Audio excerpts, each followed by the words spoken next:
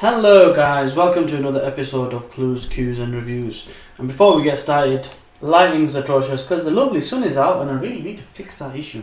I will fix it at some point, so you probably won't get this much in the future. And secondly, I'm wearing my glasses because my contact lenses have finished and they should be arriving Tuesday. So you get these glasses that I've not worn in a very long time. They're kind of crooked, they're kind of bent, but they do the job. Anyway, with that being said, early release of Nanatsu no Taizai, early release of Fairy Tail, starting with the chapter I enjoyed the most, which in this case is the 7 Deadly Sins. And why would it not be? It's the Clash of the Titans. So without further ado, let's get into the review. So, let's start off with the first half of the chapter. And to be honest with you, I like the fact that we got this clarity. And really, I know the chapter is called Clash of Titans, but it should have been called Clarity, because it clarifies a few things. So this can normally come down to translation errors and misunderstanding in the way the line is delivered, but there was some confusion in the last couple of chapters, especially around the afflictions that Meliodas suffered. So he was afflicted by piety and he was afflicted by charity, and we had assumed one of two things. Either A, we knew about charity anyway because of Estarossa, right? That he was charity, and then either B, the B situation was piety was either going to meant to be for Zeldris or the other character whose name I forget right now, who stopped him from leaving. So we get clarification that straight away he received piety. Now, piety was from Zeldris, and the idea behind Zeldris' ability is once you turn your back on him, you become a slave. So if you run, you try to get away, as we found out in this chapter, basically you become a slave. Now, this adds more to the dynamic of the story, but it's interesting to also bear in mind that we didn't know that he was afflicted by these diseases or these conditions or these curses. So it's cool to get that clarified as to why he couldn't really do anything, because he had to die. Meliodas had to die to lose these, right? But we really know that if he didn't have both of these in the first place? Because remember when he was called, when he was a ruthless killer, he was known as the most fearsome demon around, the one to become Demon King, and if people hated him, they wouldn't have been able to harm him. This is bearing in mind if he had both curses or afflictions, but he had no conscious, no feeling, no emotion, so he would never get caught by his own kind of affliction, and he will be able to destroy everybody. If people got scared of his power, they become his slaves. So you could imagine if he had both of these abilities, afflictions, the charity and piety, he would be a bad dude. Then we have a conversation between Fraudrin and Zeldris. They feel a presence. Bam! They're feeling Escanor the beast.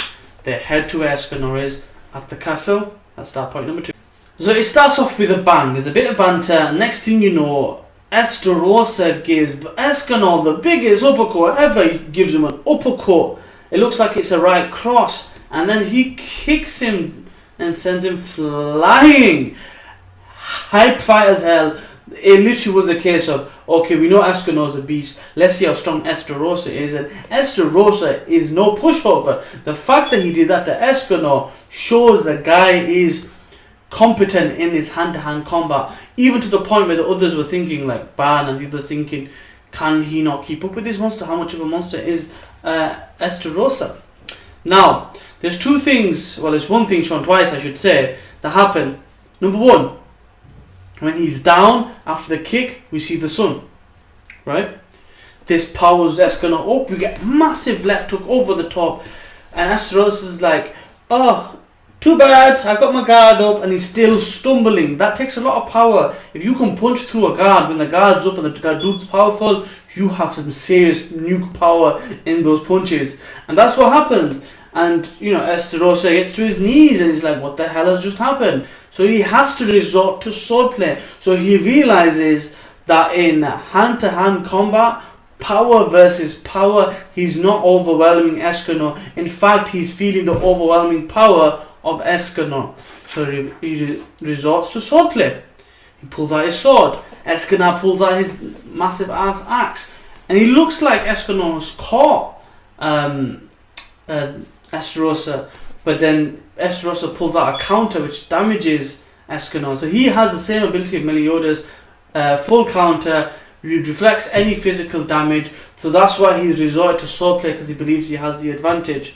And then he talks about, then the banter starts again, but then you get that line, that line that Escanor likes to use. That just, I don't know what was going on with the story at this moment in time. I do have something, but I'll get to that in a second. But I don't know what he was smoking, but he was throwing some epic lines at Escanor.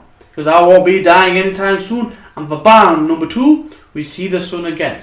So an interesting hype chapter. It was interesting, but I'll get to the interesting part. It was loads of hype. It was literally like Superman versus Batman, the Clash of the Titans. Hasn't finished. Pride versus Charity is the next chapter's name. Let's get on to my thoughts about why this one is significant next. So this is a little tidbit at the end. So this is really more about the interesting part for me. So when it comes to mangakas and their writing, they always have inspirations on different things. We know that generally they leave these chapters a quite a few weeks in advance. Not to say this is concrete. We generally find that they tend to be 3 or 4 weeks in advance. This is mainly from interviews from other shonen mangakas, whether it's Shonen Jump or the other shonen magazine mangakas, and they tend to be 3 or 4 weeks in advance. Now, if you look at the time scale when Escanor was clashing at not this week's, last week's chapter, if you take it back 3 or 4 weeks from there, the date falls in line, if I just go back, with the 20th or the 13th of June. Now 13th of June isn't very significant, but the 20th of June is. Bearing in mind he's powered by the sun, within that time frame, the 20th of June or thereabouts is normally the summer solstice, normally the longest day of the year. So from a story point of view, it could be quite conceivable using that motivation, that the idea where Escanor waited till now to fight against these 10 commandments, he was looking to wait till the longest day in the summer, so that he had the longest time to deal with his people. So you can imagine the sun's probably at its peak the longest on this day, and that's probably why he waited till this long after Meliodas' death to come and fight Estarossa when he's fully powered up, and he can be fully powered up the longest. So that's my little theory I want to throw at the end. What do you think about that?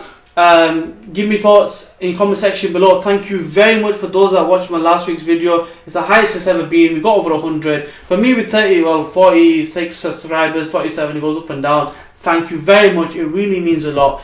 Please let me know about your comments in the section below. If you haven't already, please subscribe, thumbs up where you can, and I'll see you next time.